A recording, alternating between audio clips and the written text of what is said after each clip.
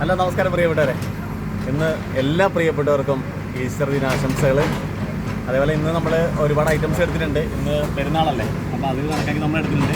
ഇന്ന് നല്ല ഫ്രഷ് കരിമീൻ എടുത്തിട്ടുണ്ട്, നല്ല പാളക്കരിമീൻ എടുത്തിട്ടുണ്ട്.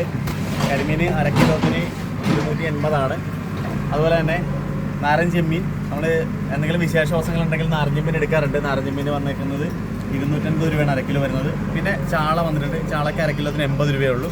പിന്നെ കേര, നല്ല അലുവ കഷ്ണം പോലത്തെ കേര എടുത്തിട്ടുണ്ട്. നമ്മൾ കേര വലുതെടുത്ത് മുറിച്ചതാണ്.